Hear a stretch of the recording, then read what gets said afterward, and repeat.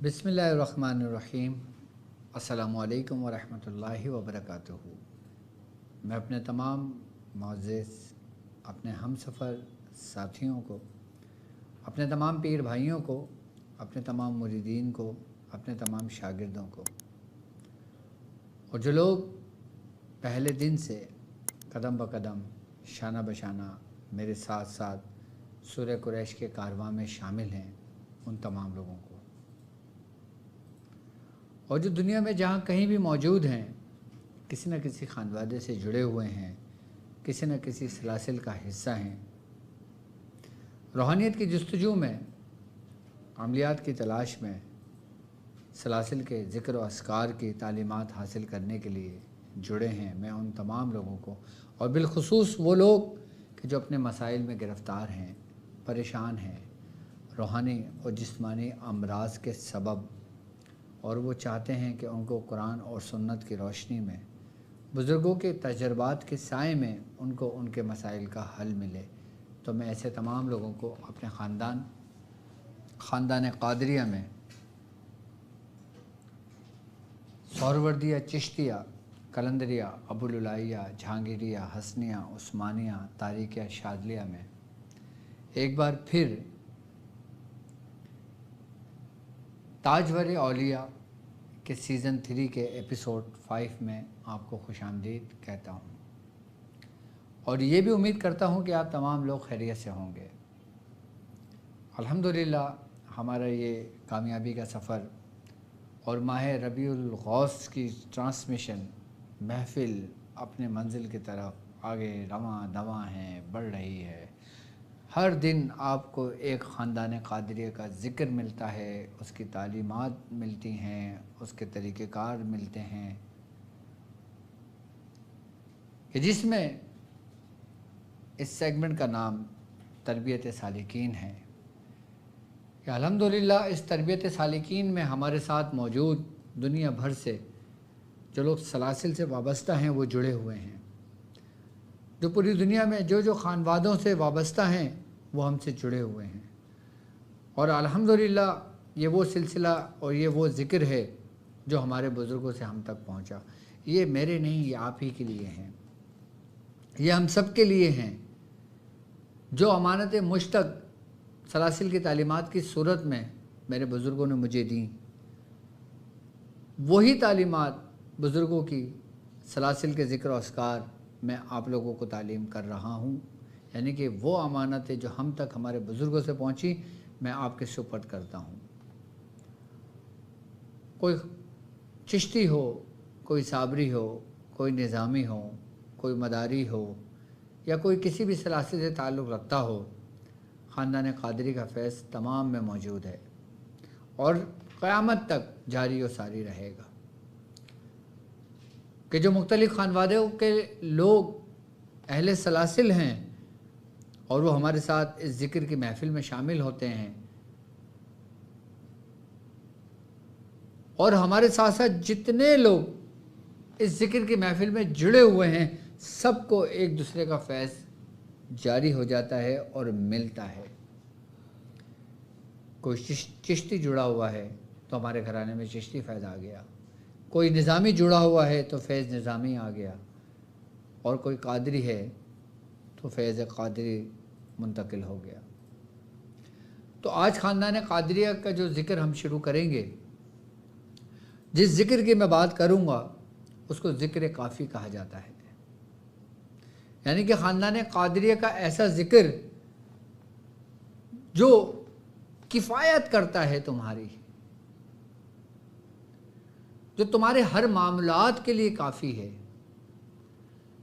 जो तुम्हें तन्हा नहीं छोड़ता, जो तुम्हें जोड़े हुए है, जो तुम्हें गिरने नहीं देता, जो तुम्हें बिखरने नहीं देता, जो तुम्हें रूठे हुए है। ख़ानदान क़ादरिया का ये ज़िक्र कि जिसे ज़िक्र क़ादरिया काफ़ी कहा जाता है,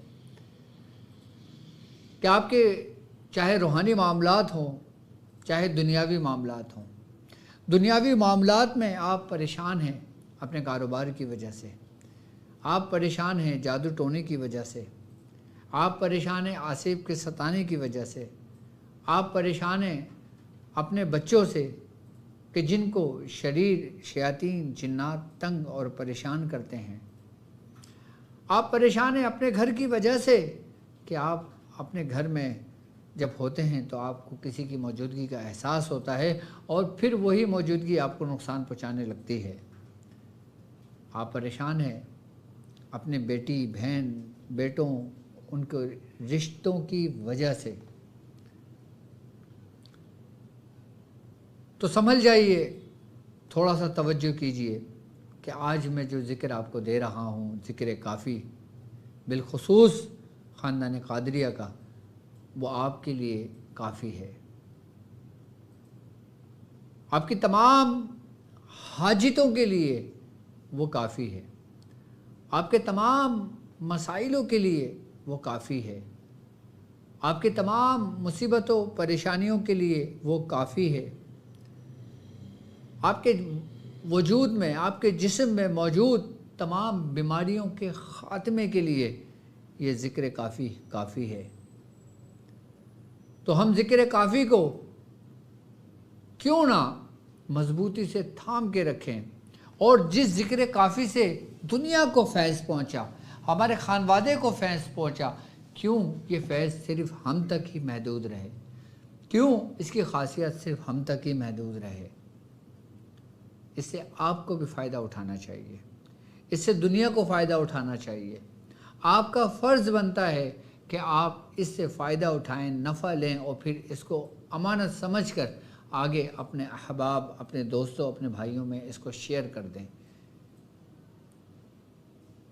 میری طرف سے ذکر کافی کی آپ لوگوں کو اجازت ہے کہ ذکر کافی آپ اس سے فائدہ فیض اٹھا کر اس کو اپنے ورد وظائف میں رکھ کر آپ دوسروں کو آگے پہنچائیں، یعنی کہ جن امانتوں نے آپ کو سیراب کیا، جن نعمتوں نے آپ کو مکمل کیا، کہ جن ذکر نے آپ کو آپ کے اصل جینے کا مقصد دیا، آپ اسی ذکر کو آگے زیادہ سے زیادہ لوگوں تک پھیلا دیں، کہ یہ ذکر کافی جو دنیاوی مقاصد کے لیے کافی ہے، اور وہ لوگ کہ جو روحانی معالج ہیں، وہ لوگ جو سلاسل کے اندر اپنے سلوک کا سفر طے کر رہے ہیں، کہ وہ لوگ کہ جن کو بزرگوں سے بڑی محبت ہوتی ہے، ان کے ساتھ ساتھ چلنا چاہتے ہیں، کہ وہ لوگ کہ جو لوگوں کا علاج کرتے ہیں، جو لوگوں کا اتار کرتے ہیں، جو لوگوں کے اوپر شریر جناتوں کو جلاتے ہیں، جو طریقے ڈاکٹر صاحب نے آپ کو تعلیم کیے ہیں اس کے ذریعے، تو آپ کو چاہیے کہ ذکر کافی اپنے ورد میں رکھیں، جو آپ کے لیے ایک رہنما اور ایک روشنی اور ایک ایسا سفر ثابت ہوگا کہ جو آپ کو کامیابی کی طرف لے جائے گا۔ ذکر کافی روحانی معالجین کو کبھی گرنے نہیں دیتا، ذکر کافی کبھی روحانی معالج کو پریشان ہونے نہیں دیتا، ذکر کافی کبھی روحانی معالج کے اوپر رجت کا ہونے نہیں دیتا۔ یعنی کہ اگر روحانی معالج سے کوئی غلطی بھی ہو جائے، سالک سے کوئی لرزش بھی ہو جائے، کوئی گناہ بھی اس سے سرزد ہو جائے، یا وہ اپنے رستے سے بھی بھٹک جائے، اور یا رستے سے بھٹک کر اس نے اس رستے کو ترک کر دیا ہو، تو وہ ذکر کافی کی روشنی میں واپس لوٹ سکتا ہے اور اپنے کھوئی ہوئی حیثیت، کھویا ہوا مقام، کھوئی ہوئی روحانیت سب میں چار چاند لگا سکتا ہے، صرف ذکر کافی سے۔ کیونکہ یہ وہ ذکر ہے کہ جو اولیاء کرام کا پسندیدہ ذکر رہا ہے، اولیاء صالحین کا پسندیدہ ذکر رہا ہے۔ تمام سلاسل میں اس ذکر کو ایک خاص اہمیت حاصل ہے۔ خاندان قادریہ میں اور بالخصوص چشتیہ خانوادے کے اندر اس ذکر کو کثرت سے کروایا جاتا ہے، کثرت سے کیا جاتا ہے۔ یاد رکھیے کہ میں آپ کو خاندان قادریہ کے جتنے بھی ذکر و اذکار آپ کو تعلیم کرتا ہوں، وہ خود یا تو میں نے کیے ہوئے ہوتے ہیں یا میرے مرشد نے کیے ہوئے ہوتے ہیں۔ یا ہمارے سلاسل میں اس کے صاحب دعوات بزرگ گزرے ہوتے ہیں، اور ہمارے ورد و وظائف میں باقاعدہ طور پہ وہ شامل ہوتے ہیں جو ذکر آپ کو تعلیم کیے جاتے ہیں۔ 17ویں کی محفل ہو یا 24 کی محفل ہو یا 11ویں کی محفل ہو، اس کا ذکر ضرور ہوتا ہے۔ اس ذکر کافی کو آپ مجلس میں بھی کر سکتے ہیں، اس ذکر کافی کو آپ تنہا بھی کر سکتے ہیں، اس ذکر کافی کو آپ کسی مصاحب کے دنوں میں اپنے ہی گھر والوں کو ایک جگہ جمع کر کے ایک خاص تعداد میں اس کو مکمل کرتے ہیں تو آپ اس مصیبت سے نکل جاتے ہیں۔ کیوں؟ کیونکہ یہ ذکر کافی ہے آپ کی مصیبتوں سے نکالنے کے لیے۔ اس ذکر کا لوگ ختم بھی دلواتے ہیں، اس ذکر کا لوگ ختم بھی کرواتے ہیں، اس ذکر کا لوگ اہتمام بھی کرتے ہیں۔ کسی کی بیوی روٹ کر چلی گئی ہو، کسی کا شوہر روٹ گیا ہو، کسی کی اولاد گھر چھوڑ کر چلی گئی ہو، کسی کے ماں باپ اپنی اولاد کی وجہ سے تنگ و پریشان ہو، کسی بے گناہ کو سزا ہو گئی ہو، کسی بے گناہ کو جیل ہو گئی ہو، تو آپ ذکر کافی کا ختم کروائیں اور اپنے پیاروں کو رہا کروائیں۔ اس کی میعاد صرف اور صرف 3 دن ہے۔ جہاں آپ کا ذکر ختم ہوگا وہاں پہ آپ کا پیارا اس جگہ سے رہا ہوگا جہاں سے نکلنا ناممکن ہے۔ یہ اس ذکر کی برکت ہے کہ جو شخص اس ذکر پہ قناعت کرتا ہے، اس ذکر پہ توکل کرتا ہے، اس ذکر پہ بھروسہ کرتا ہے، اللہ تبارک و تعالیٰ اسے کبھی مایوس نہیں کرتا، کیونکہ وہ کافی ہے انسان کو ہر مسائل سے نکالنے کے لیے۔ وہ ذکر کافی کیا ہے اور اس کی ترتیب اور اس کے طریقہ کار کیا ہیں، آئیے میں آپ کو بتاتا ہوں۔ خاندان قادریہ کا ذکر کافی جو ہے وہ ہے یا کافی المحمات، یا کافی المحمات، یا کافی المحمات۔ یہ ذکر کافی المحمات خاندان قادریہ کا ہے۔ یوں تو تمام خانوادوں میں اس ذکر کی کثرت کی جاتی ہے، لیکن خاندان قادریہ کے بزرگوں کو اس ذکر پر بڑا کمال اور عروج حاصل ہے۔ بزرگ فرماتے ہیں کہ جو شخص یہ چاہے کہ وہ دنیا اور رب کی نظر میں مقبول ہو، اس کو لوگ پہچانیں، اس کو لوگ جانیں، اور وہ رب کی نظر میں مقبول بارگاہ ہو، تو اس کو چاہیے کہ وہ ذکر کافی کیا کرے۔ ذکر کافی یا کافی المحمات، یہ الحمدللہ ہم ذکر کثرت سے کرتے ہیں۔ ہمارے 24 کی محفل میں بھی یہ ذکر کی تکرار کی جاتی ہے، 17ویں شریف میں بھی ذکر کی تکرار کی جاتی ہے، 11ویں شریف میں بھی ذکر کی تکرار کی جاتی ہے، اور تمام خانوادوں کے اندر جہاں پہ ختم خواجہ خواجگان ہوتا ہے، جہاں پہ مختلف ذکر و اذکار کی محفلیں سجائی جاتی ہیں، وہاں پہ اس ذکر کو بآواز بلند پڑھوایا جاتا ہے۔ اب آپ اپنے مسائل کے لیے اس ذکر کو 699 یعنی کہ 699 مرتبہ پڑھیں گے۔ 699 اس کے عدد بنتے ہیں، اور جو لوگ دنیاوی مقاصد کے لیے یا کافی المحمات پڑھنا چاہتے ہیں وہ 699 مرتبہ اس ذکر کو پڑھیں اپنے کسی بھی مقصد کے لیے۔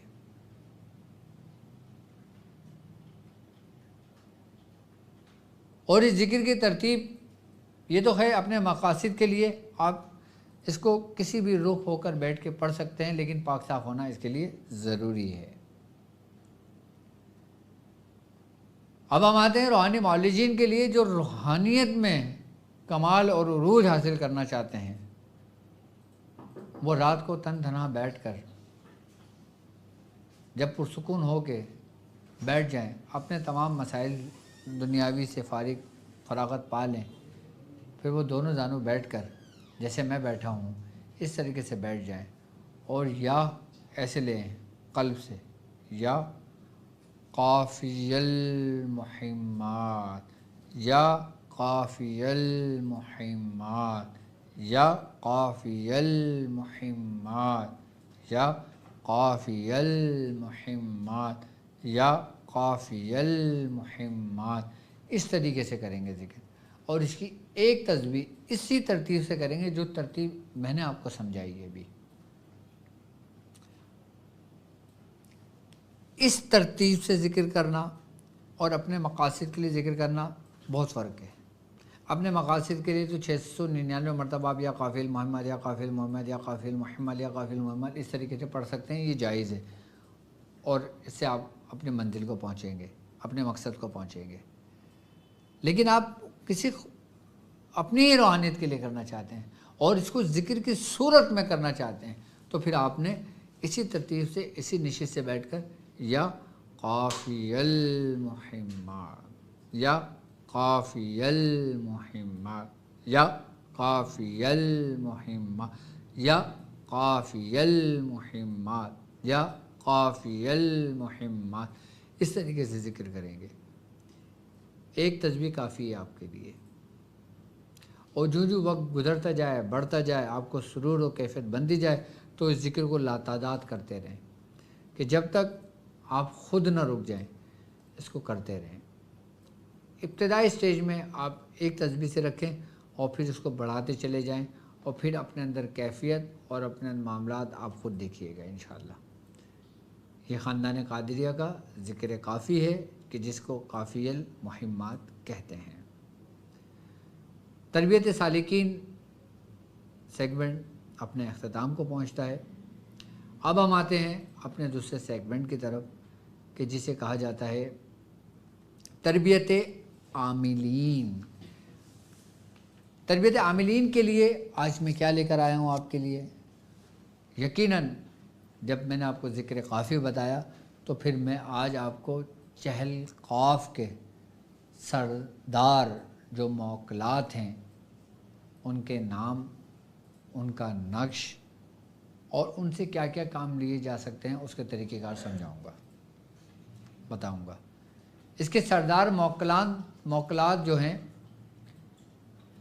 وہ 40 ہیں، لیکن ابھی میں جو گفتگو کروں گا وہ صرف 16 سرداران کے نام تعلیم کروں گا کہ جو حاکمیت میں سب سے اوپر کی جانب ہیں،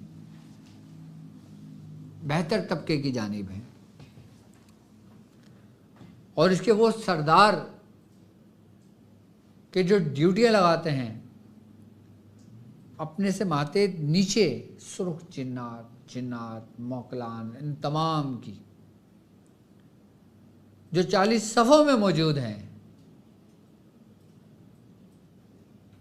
ان کے نام شاید آپ نے سنے ہوں یا شاید آپ نے نہ سنے ہوں، لیکن جو لوگ سلاسل سے شغاف رکھتے ہیں وہ اس کے بارے میں جانتے ہیں۔ لیکن سب سے پہلے ان سردار کے نام بتانے سے پہلے، اس کا عمل بتانے سے پہلے میں یہ بتانا چاہوں گا کہ یہ قاف ہے کیا۔ اکثر تو عموماً ہم نے دیکھا ہے نا کہ چہل قاف ہم 40 قاف کو کہتے ہیں جو چھوٹا قاف ہے، ڈنڈی والا قاف ہے۔ اب ڈنڈی والے قاف کو اگر ہم مکتوبی شکل میں دیکھتے ہیں تو صرف قاف ہم پڑھتے ہیں، لیکن جب ہم اس کو تلفظ کی ادائیگی اور اس کے الفاظ اور اس الفاظ کو ملفوظ، اور جب ہم ملفوظی کی اس پہ آتے ہیں تو پھر ہم اس کو 3 حرفوں پہ مشتمل قاف پڑھتے ہیں، یعنی کہ کاف، الف اور فے۔ ان 3 حرفوں سے مل کر مکتوبی ایک حرف بنتا ہے جسے کہتے ہیں قاف۔ اس کی نومیریکل ویلیو ہے 20۔ اگر ہم 0 کو ہٹا دیں تو حرف 2 بنتا ہے۔ اب یہ قاف اصل میں ہے کیا؟ حضرت امام حسین علیہ مقام نے اس قاف کے بارے میں کیا فرمایا؟ پہلے میں اس قاف کی تھوڑی سی تشریح کی طرف آتا ہوں۔ اگر ہم اس قاف کے پہلے حرف قاف کو دیکھتے ہیں تو یہ جو قاف ہے نا، یہ کن کی کنجی ہے۔ کن یعنی امر الہی، کہ جو کہتے ہیں نا کن فیکن، کہ ہم نے کہا ہو جا تو وہ ہو جاتی ہے، یعنی کہ اس کے اندر امر ہے، موجود ہے، اور اس کے اندر امر کی تجلی محفوظ ہے اور موجود ہے اس قاف میں۔ جو کن کا ہے. اب قاف اور فے کے درمیان ایک حرف ہے جسے الف کہتے ہیں، اور یہ جو الف ہے یہ التفات کا ہے،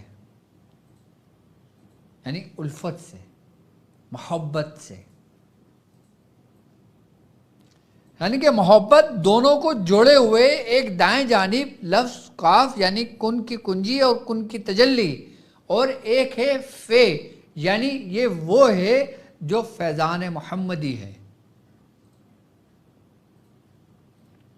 قاف جو کن ہے، الف جو التفات ہے یعنی کہ محبت ہے، اور جو فے وہ فیضان ہے.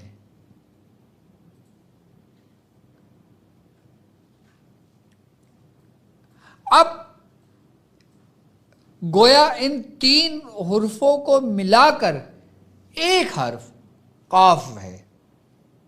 اگر ہم ملفوظی عدد کو لیتے ہیں تو ملفوظی عدد میں قاف، الف اور فے، ہم اس کی نومیریکل ویلیو کو نکالتے ہیں تو قاف کے عدد بنتے ہیں 20، الف کا بنتا ہے 1، فے کے بنتے ہیں 80.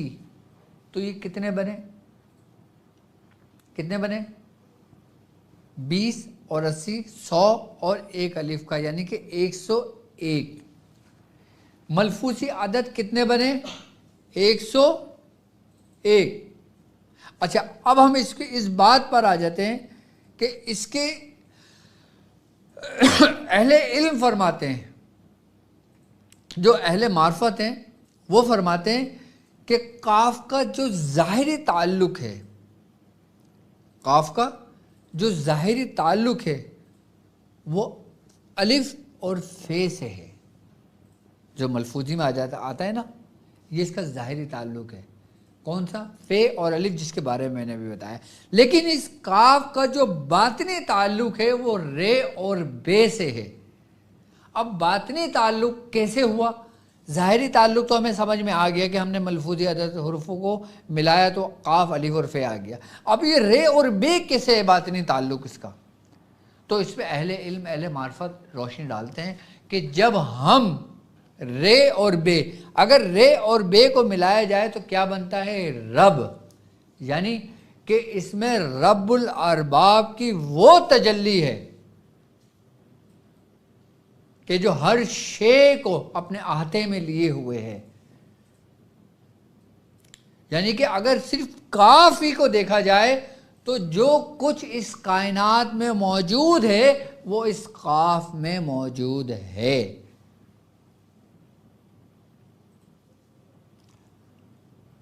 اب فے اور الف کا ظاہری تعلق تو سمجھ میں آ گیا، لیکن رے اور بے کا باطنی تعلق ابھی سمجھ میں ہمیں نہیں آیا. اب میں وہ آپ کو سمجھاتا ہوں.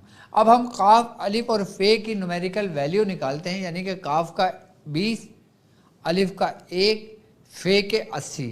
ان تینوں کو ملایا جمع بنتا ہے 101. اب 101 کو ہم مفرد عدد میں لے کر آ جاتے ہیں تو بنتا ہے 2. اب 2 کس کی نومیریکل ویلیو ہے؟ حرف با کی، بے کی.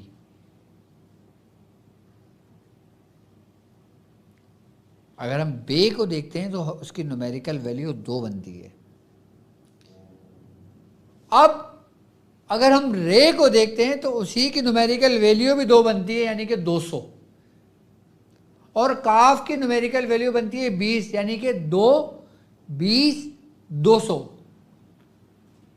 2 کے آگے کوئی صفر نہیں ہے، 20 کے آگے ایک صفر ہے، صفر کی کوئی ویلیو نہیں ہوتی، ہم اس کو ہٹا دیتے ہیں تو قاف بھی، بے بھی ہمارا آ گیا، قاف بھی ہمارا آ گیا اور رے بھی ہمارا آ گیا. اب 200 کے بعد کوئی نہیں ہے، یعنی قاف مظہر ہے کس کا؟ رب کا، جو رے اور بے پر ہے. یہاں پر بے اور رے کے درمیان قاف ہے، اور ظاہری میں قاف اور فے کے درمیان الف ہے، اور رب کے درمیان کچھ نہیں ہے. रे और बे के दरमियान, वो अहद है, वो यकता है, वो ही रब्बुल अरबाब है, वही तमाम रबों का रब है। तो इसके अंदर किसकी तजल्लियात मौजूद हैं? सिर्फ हर्फ काफ पर। अगर हम इस काफ को देखते हैं तो करीम के करम की तजल्ली भी इसमें मौजूद है, कि करीम के करम की तजल्ली भी इसमें मौजूद है, काफी के किफायत की तजल्ली भी इसमें मौजूद है। काफ से ही काफी है ना, काफ से ही किफायत है ना, काफ से ही करम है ना। अब करम जहां से निकला है, अगर हम उसके जुज को देखते हैं, वो करीम से है। करीम इसका मग्ज है, करीम इसका जुज है, करीम इसकी असल है।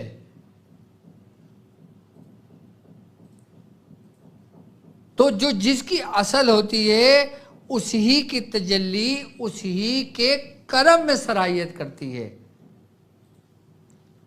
यानी कि करीम से ही निकला एक करम है, और यही करम हर्फ काफ का है। इसीलिए कहते हैं बुजुर्गान दीन, हमारे चिश्ती और अब्बुल इलाही ख़ानदान के अंदर चहल काफ कसरत से पढ़ी जाती है, कि इसमें किफ़ायत, इसमें काफ़ी, इसमें करम, सब कुछ मौजूद है। इसीलिए कहते हैं कि जो शख्स चहल काफ कसरत से पढ़ता है, वो काफ से काफ तक की सैर करता है। अब काफ से काफ तक की सैर क्या? यानी कि छोटे काफ से वो बड़े काफ तक की तरफ सफ़र करता है अपना। अब ये छोटा काफ तो हमें डंडी वाला समझ आ गया, ये बड़ा काफ क्या है जो 2 नुक्ते वाला है। छोटा काफ जो करम से है, जो काफ की तजल्ली पर है, करम की तजल्ली पर है। यहाँ जो बड़ा काफ है, ये जो काफ है, ये कुदरत का काफ है।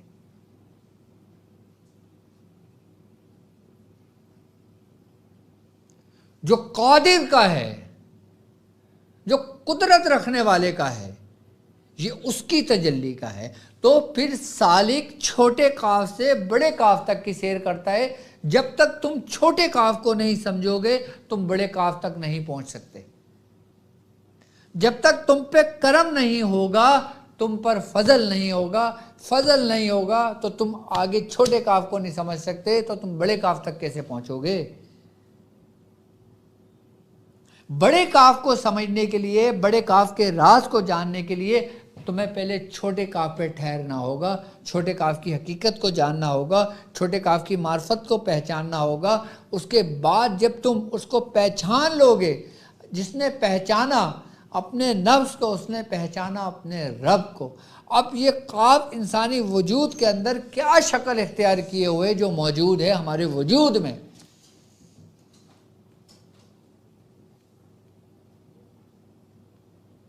जो हमारे एक अहम जिस्मानी आज़ा की सूरत इख्तियार किए हुए है। क्यों? क्योंकि अगर हम काफ को देखते हैं तो काफ को लिखने में सबसे पहले अलामत ज़ाहिर होती है। अलामत से ही लफ्ज़, लफ्ज़ से ही तलफ़्फ़ुज़, तलफ़्फ़ुज़ से ही लफ्ज़, लफ्ज़ से ही सब कुछ आगे वजूद में आता है। और तजल्लियात इलाही वो अलामतों की सूरत में होती हैं।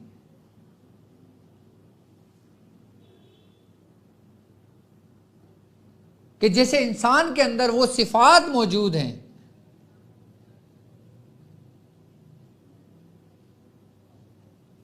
कि जिससे इंसान देखता भी है, सुनता भी है, चलता भी है, चखता भी है, सब कुछ करता है।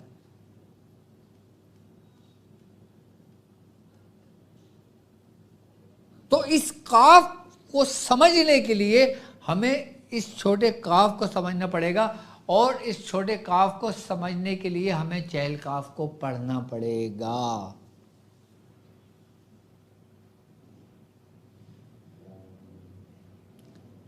اکثر اولیاء کاملین کی ولایت صرف حرف قاف پر قائم ہے، حرف قاف پر۔ ولایت کسی نہ کسی حرف پر قائم ہوتی ہے، اور جن کی ولایت حرف قاف پر قائم ہے وہ فنا فی اللہ ہو گئے، وہ رب کی ذات میں گم ہو گئے۔ ان کو پھر وہ قطرہ سمندر ان سے جا کے مل گیا، اور وہ سمندر جو توحید کا سمندر، وہ سمندر جو معرفت کا سمندر، وہ سمندر جو روحانیت کا سمندر، کہ سمندر کے اندر ایک سمندر، سمندر کے اندر ایک سمندر۔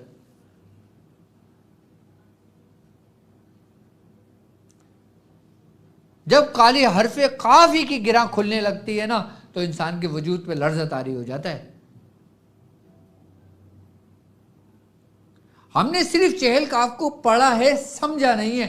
ابھی میں صرف کاف کے بارے میں بتا رہا ہوں، ابھی فے پہ تو میں آیا ہی نہیں، کہ جس کاف سے چہل کاف شروع ہوتی ہے، ابھی ہم نے اس کاف کی حقیقت ہی کو نہیں سمجھا، ہم نے صرف رٹافیکیشن کیا۔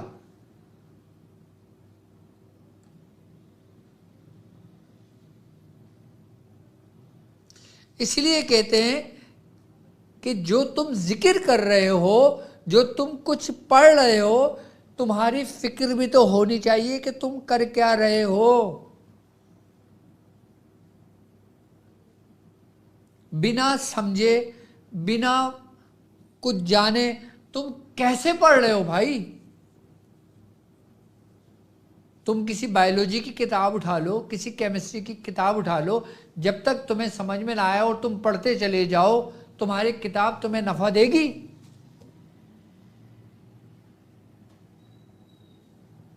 اگر تم نے فزکس کی کتاب اٹھائی اور تم نے اس کو بنا سمجھے پڑھنا شروع کر دیا تو تمہیں نفع دے گی فزکس؟ تم پیپر دے کے پاس ہو جاؤ گے؟ ہرگز نہیں ہوگے۔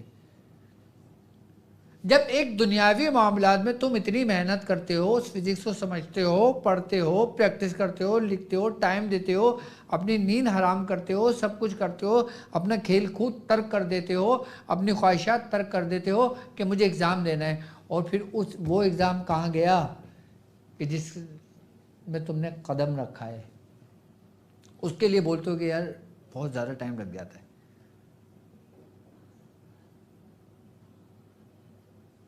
لیکن افسوس، صد افسوس کہ آج کے دور میں وہ لوگ نہیں ہیں جو سمجھائیں، آج کے دور میں وہ نہیں ہے جو ہماری تربیت اس طریقے سے کریں جیسے ہمارے مرشد نے ہماری کی ہے۔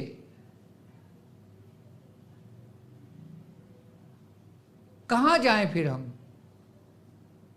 کس کا در تھامیں؟ کس کے دامن کو دیکھیں؟ کون ہمیں سمجھائے گا کاف کے بارے میں؟ کون ہمیں سمجھائے گا؟ پھر ابھی تو یہ ایک کاف ہے، اور چہل کاف جو تم پڑھتے ہو اس میں 40 کاف ہیں، اور 40 کاف کے معنی الگ الگ ہیں، 40 کاف کی منزلیں الگ الگ ہیں، 40 کاف کی روحانیت الگ الگ ہے، 40 کاف کی کیفیت، تاثیر، ہر چیز ایک سے جدا جدا ہے، لیکن لفظ دکھنے میں صرف کاف ہی ہے۔ کیسے؟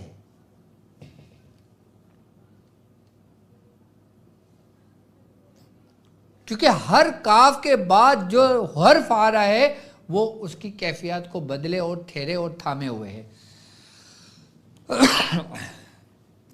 جیسے کفا، کفا کا، ربو کا، کم یکفی کا، ہر کاف کے بعد تبدیلی آتی ہے، ہر کاف کے معنی چینج ہو جاتے ہیں، لیکن ہم صرف ایک کاف پر رہتے ہیں جو کرم کا ہے، ہم صرف ایک کاف پہ رہتے ہیں جو کافی کا ہے، اس کے بعد ہم تیسرے کسی کاف کو جانتے ہی نہیں۔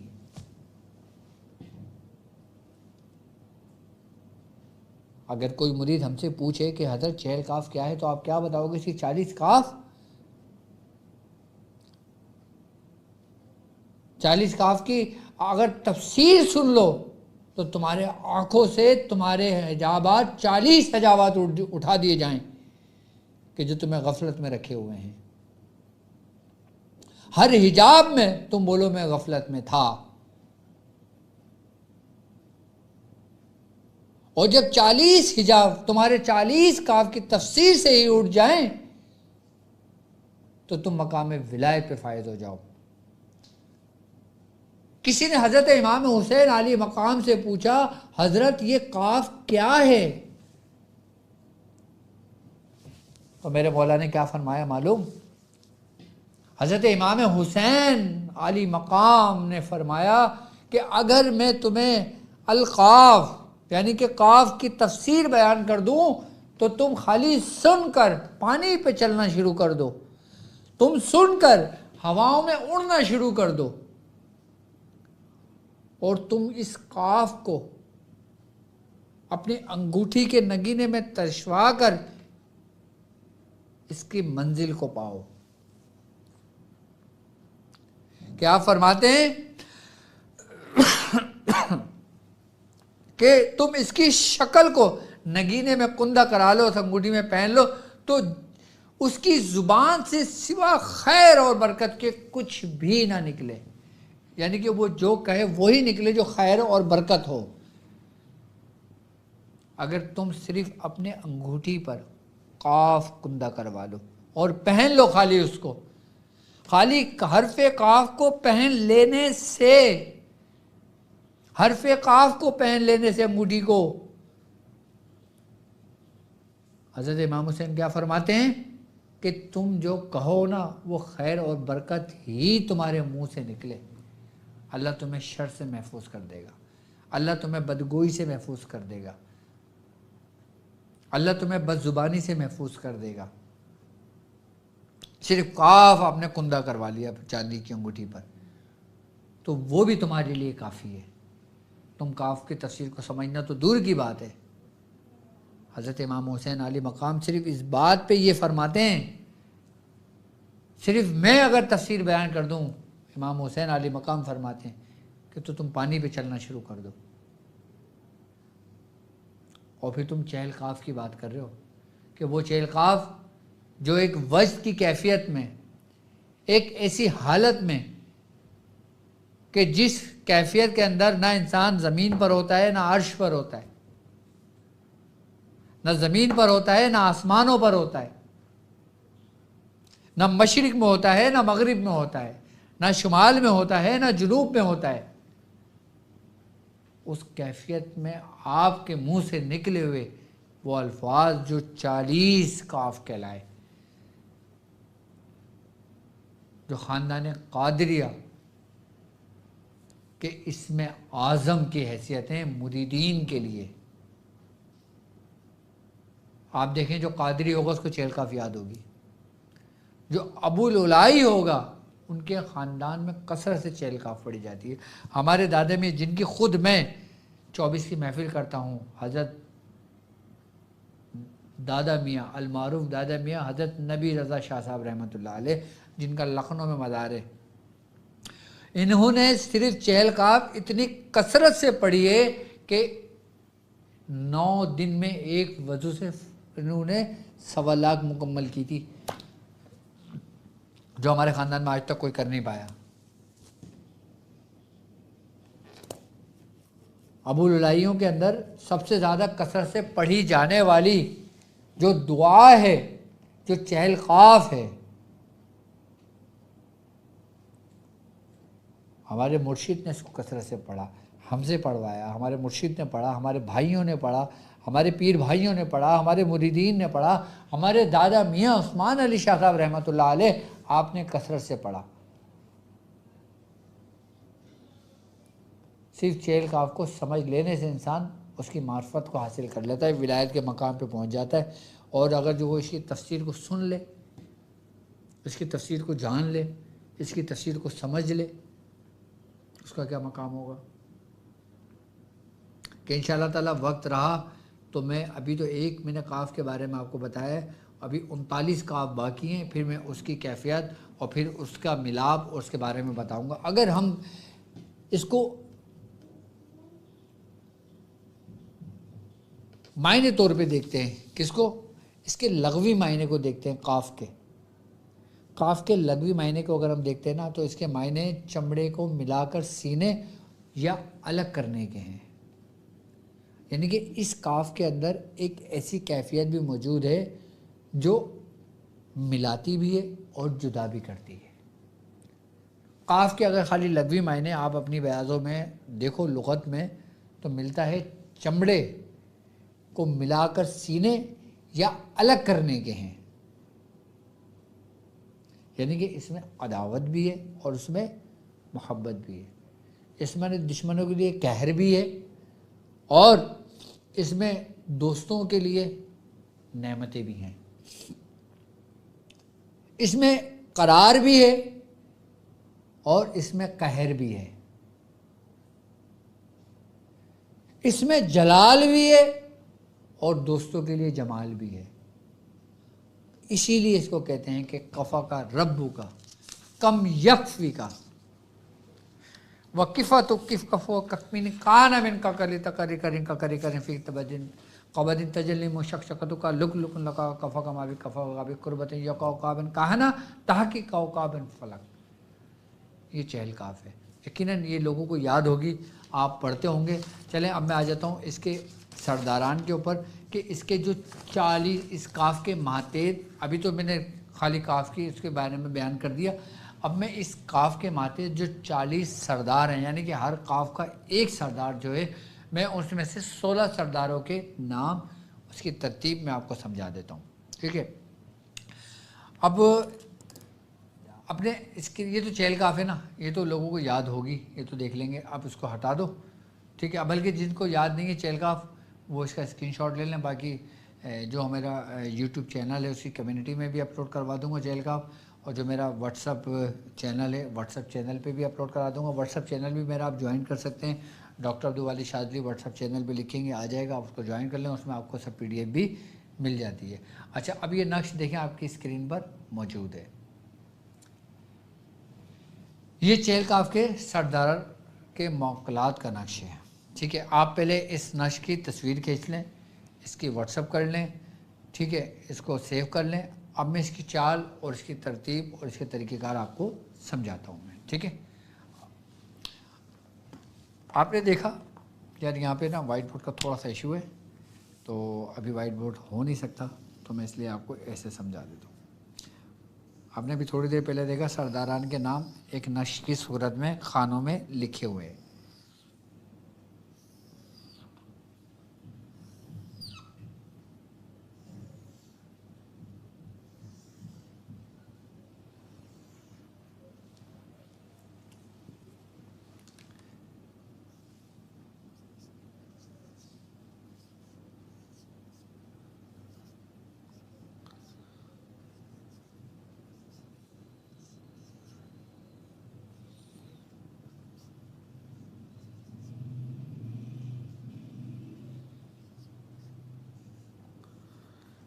یہ 16 خانے کہلاتے ہیں، یہ دیکھیں بالکل صحیح ہے نا، یہ 16 خانے ہیں۔ اچھا اب پہلے خانے کے اندر اس نقش کے اندر ایک لکھا ہوا ہے اکفائیلو۔ اکفائیلو کون ہے؟ یہ سردار ہے پہلے کاف کے ماتحت، کہ جن کے ماتحت تمام چہل کاف کے نوری مخلوقات ہے جو حرف قاف پر ہے۔ دوسرا نمبر جہاں لکھا ہوا ہے وہاں پہ دوسرا لکھا جائے گا بک فائلو، تیسرے پہ جک فائلو، یہ سب اس طریقے سے لکھا جائے گا۔ ابھی لکھنا کیسے وہ میں سمجھا دیتا ہوں آپ کو۔ اب دیکھیں اسکرین پر بیٹا نقش لگاؤ ذرا ایک منٹ کے لیے میں سمجھاؤں ذرا۔ اب یہ دیکھیں آپ کی اسکرین پہ سب سے نمبر 1 لکھا ہوا ہے، کیا لکھا ہوا ہے پڑھیں؟ اکفائلو۔ اب 2 نمبر دیکھیں کہاں لکھا ہوا ہے، اب دوسرا 2 نمبر آپ کے اسکرین میں نمبر آ جائے گا، 2 بھی لکھا ہوا ہے۔ اب 2 دوسرے خانے پہ آئیں گے، ہم لکھیں گے بک فائلو، پھر تیسرا نمبر دیکھیں گے، پھر جک فائلو، چوتھا دیکھیں گے دک فائلو، 5واں دیکھیں گے، چھٹا دیکھیں گے، 7واں دیکھیں گے، 8واں، 9واں، 10واں، 11واں، 12واں، 13واں، 14واں، 15واں اور 16واں۔ 16 کے نام اس ترتیب سے اس میں خانے میں بھرنا ہے۔ اب بھرنے کا طریقہ کیا ہے؟ ترتیب تو سمجھ لیا آپ نے کہ ہم نے 16 خانے بنانا ہے اور ہر خانے کے اندر ایک ایک اس طریقے سے لکھنا ہے۔ اب لکھنا کیسے وہ میں آپ سن لیں اس کی ترتیب، اس کے میں آپ کو دونوں طریقے سمجھاؤں گا۔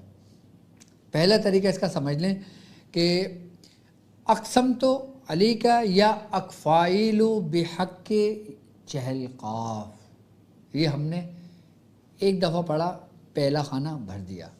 پھر دوسرا پڑھیں گے اقسم تو علی کا یا بق فائل بحق کے چہل قاف، یعنی کہ 40 قاف کے جو سردار ہیں نا، یہ انہی کے ماتے یہی نام ہے. اب جب چہل قاف کے وسیلے سے، چہل قاف کے اس سے جب ہم اس کو پکاریں گے نا تو یہ جل ہماری مدد کو پہنچیں گے. اقسم تو علی کا یا جک فائل و بحقی یا چہل قاف، یہ ایک ایک بار ہم پڑھتے رہیں گے اور یہ نام ہم لکھتے رہیں گے. ایک نقش پہ 16 خانوں میں ہم نے 16 نام لکھے اور 16 مرتبہ ہم نے اس کو پڑھ کے ایک نقش کے اوپر دم کر دیا.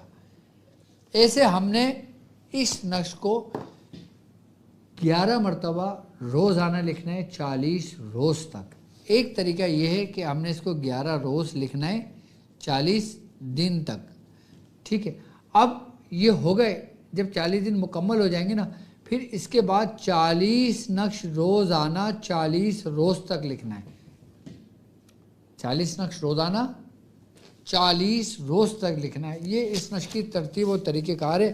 اب یہ کن کاموں کے لیے، اس کی تاثیر کیا ہے، اس کا اثر کیا ہے، اب سنیں آپ کہ سب سے پہلے اگر روحانیت کے اوپر ہم آتے ہیں نا، تو روحانیت میں جو تصرف ہوتا ہے نا وہ بڑی اہمیت کا حامل ہوتا ہے. یعنی کہ ہر بزرگ کا تصرف کسی نہ کسی اسم پر، کسی نہ کسی عمل پر ہوتا ہے. لیکن جن اہل سلوک میں چلنے والے مسافر کا حرف قاف پر ہو تو اس کی موجودات تصرف کے اندر اس کو اتنا بلند و بالا کر دیتا ہے کہ جس کی روشنی سے اس وقت کے جتنے اولیاء کرام ہوتے ہیں نا وہ اس کو دیکھ کے اس پہ رشک کرتے ہیں. سب سے پہلی تاثیر روحانی معالجین اور اہل سالک کے لیے، سلوک کے راستے پہ چلنے والے کے لیے. اور دوسرا اس کا فائدہ دنیاوی اعتبار سے کہ یہ مہلک امراض کا علاج ہے. یعنی کہ ایسے لا علاج مرض کہ جس کو ڈاکٹر نے جواب دے دیا ہو، یہ تعویذ لکھ کے اس مریض کے گلے میں ڈال دیں، یہ تعویذ لکھ کر اس مریض کو پینے کے لیے دے دیں. سب سے پہلے اس کی زکوٰۃ ادا کر لیں، یہ نہیں کہ لکھنے بیٹھ جائیں. یہ روحانی معالج کے لیے ایسی تلوار میں نے نقش دیا نا، یہ سردار ہیں اور ایسے سردار ہیں کہ کمال کی تاثیر ہے اس نقش کی. لیکن ترتیب وہی ہے جو میں نے سمجھائی ہے آپ کو. اچھا، جادو جنات کے خاتمے کے لیے بہترین اثر رکھتا ہے یہ. اب وہ لوگ جو لوگ کہتے ہیں کہ بھائی ہم جادو جنات میں جکڑے ہوئے ہیں لیکن ہم اس کی زکوٰۃ ادا نہیں کر سکتے، کوئی بات نہیں. جو طریقہ میں نے بتایا ہے اس سے ایک مرتبہ لکھیں، اسی طریقے سے پڑھ کے دم کر کے. میری طرف سے میرے ساتھ چلنے والے لوگوں کو اجازت ہے، کیونکہ یہ ان کا حق ہے، کیونکہ وہ لوگ میرے ساتھ پہلے دن سے قدم بہ قدم شانہ بہ شانہ چل رہے ہیں. ان کو اجازت ہے، وہ اپنے پاس لکھ کے جادو جنات کے خاتمے کے لیے اپنے پاس لکھ کر رکھ سکتے ہیں، اور روزانہ ایک نقش لکھ کر پی کر، تمام گھر والے اس کا نقش پی کر اور گھر میں اس کو چھڑک سکتے ہیں. کمال کا ہے. اچھا، حالانکہ دشمن کے لیے بھی بہت زبردست ہے یہ، یعنی کہ دشمن کو انجام تک پہنچانے کے لیے. ہاں سر جی، یہ دشمن کو 2 حصوں میں تقسیم کر دیتا ہے یہ نقش. کمال کا نقش ہے یہ.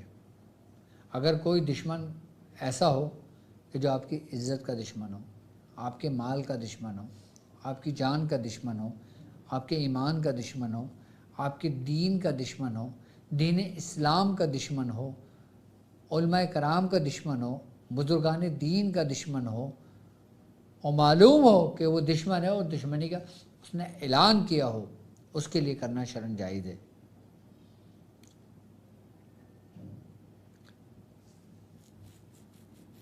آپ خالی کوئی اینٹ لیں، قبرستان میں بلاک ہوتا ہے نا، بلاک، اس اینٹ پر اس نقش کو اسی ترتیب سے لکھیں، لیکن نیچے جس کے لیے لکھتے ہیں اس کا نام لکھ دیں اور اس کو کسی قبر میں یا قبر کے ارد گرد اس کو دبا دیں. اس کا اثر دیکھیں. جادوگر دشمن ہو، لیکن جائز کام کے لیے کریں، کبھی ناجائز کسی کے لیے نہیں کرنا. یہ بات یاد رکھوں کہ ہر چیز لوٹتی ہے. زبان بندی کے لیے کمال رکھتی ہے، سلامتی سفر کے لیے کلام رکھتی ہے، گھریلو جھگڑوں کے لیے، ناچاگیز کے لیے۔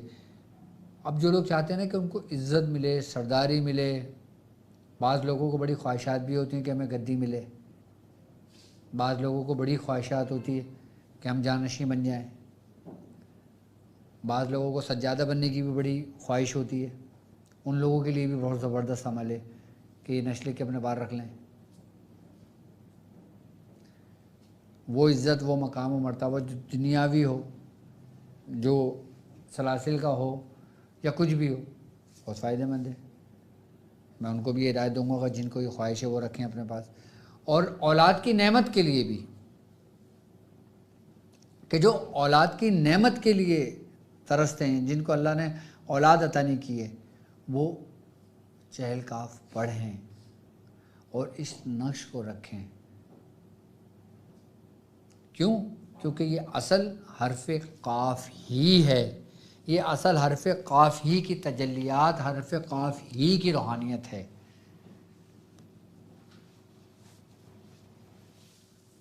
یہ بزرگ فرماتے ہیں یہ کامیابی کے لیے، فتح یابی کے لیے، یہ ہر چیز کے لیے ہے۔ کیونکہ اس میں دو دیکھیں نا، میں نے ابھی آپ کو ابتدا میں کیا بتایا کہ قاف کے کیا حرف قاف کے لغوی معنی جو بنتے ہیں لغت میں، وہ کیا ہیں؟ چمڑے کے سینے یا الگ کرنے کے ہیں۔